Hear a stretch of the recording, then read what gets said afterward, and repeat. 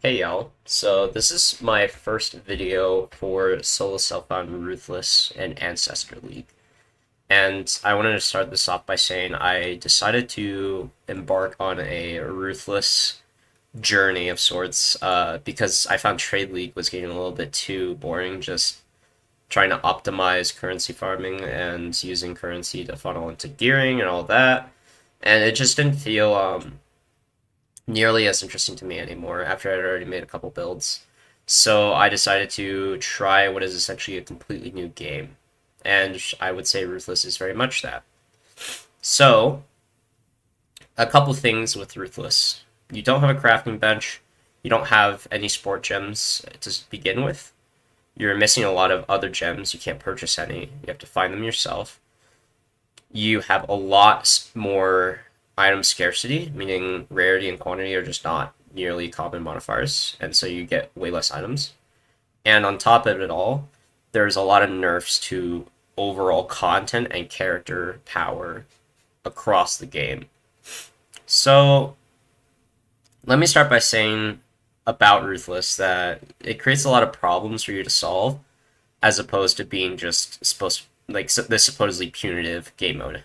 It can be punitive if you play poorly, which I can't say I haven't, but it's not something that feels too bad. And I think a lot of people should give it a try if they're interested at all, and to approach it like it's almost a new game as opposed to a sort of like, again, punishing version of PoE. It's not. It really is like a different game, and you have to approach it from a different mindset.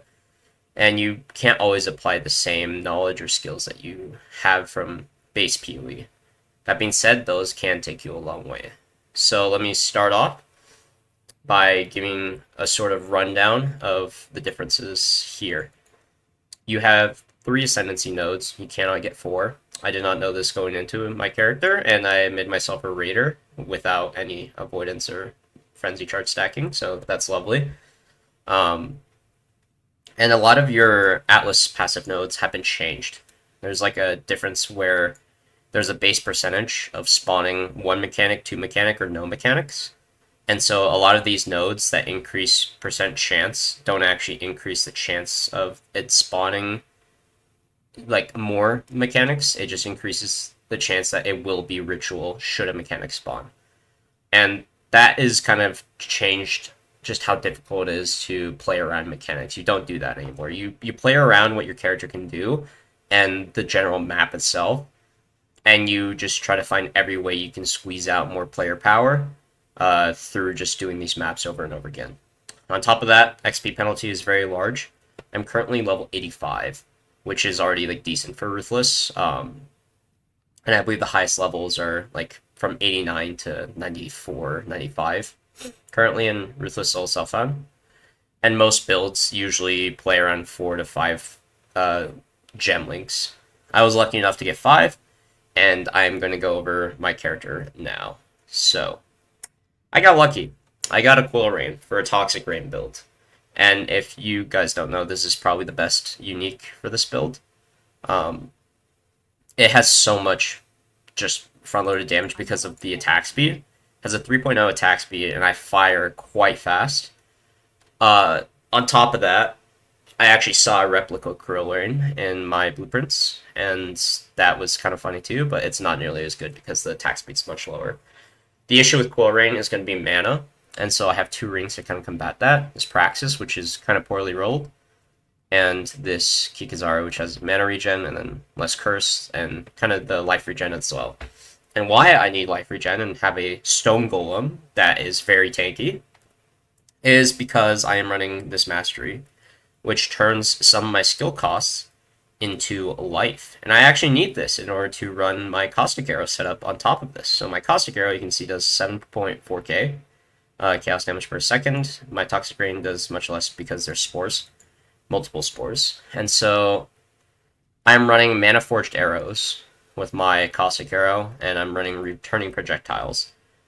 With my Toxic Rain, I have Mirage Archer, which was a very nice drop. I got this quite late, but I had a Vicious Projectiles and Swift Affliction quite early. I was playing damage on full life for a while, which was super scuffed.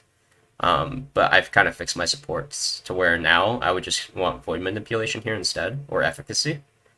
But Withering Touch actually works okay.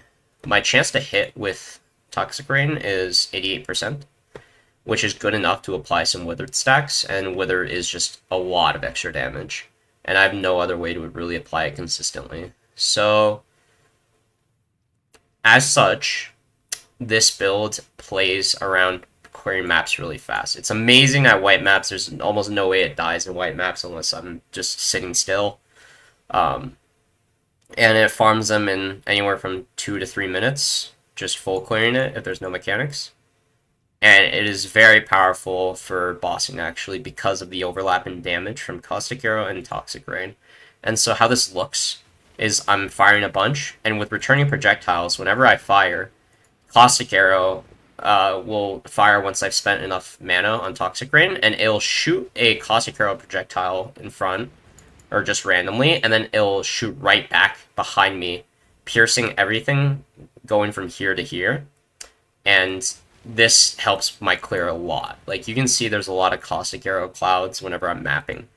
And so, it's a really nice build for speed farming. And I've actually tried rarity variants. So currently my gear is just spec'd fully just to be a good build. There's not any item rarity on it, but I did have like a a Sundance with a bunch of other stuff set up for item rarity, and this kind of helped me carry through white maps by just giving me a lot of transmute shards, a lot of rares to play around with and check out. And so it's been a really smooth build progression after the around 20 to 25 hour mark. And that's when I started finding support gems I could actually use. Before that, Toxic Rain was just not playable. It was borderline, like I was borderline considering just rerolling. But I wanted to make a personal goal of just taking TR2 endgame in Ruthless. That doesn't mean Ubers. Ubers in Ruthless is a pipe dream. May happen if I get lucky enough, but I'm not counting on it. I do want to do some in-game bosses with it, though, and I think it is very possible if I play enough and play well enough. So I pathed around my tree to a lot of like quality of life stuff, like Corrupted Blood Immunity, a lot of move speed on this tree, as well as taking some life nodes and a lot of damage nodes, which has resulted in me being quite squishy. Now, how do we combat this squishiness? Well, I'm banking on the fact of finding a Grace or Determination, which would take my my defensives up quite a lot.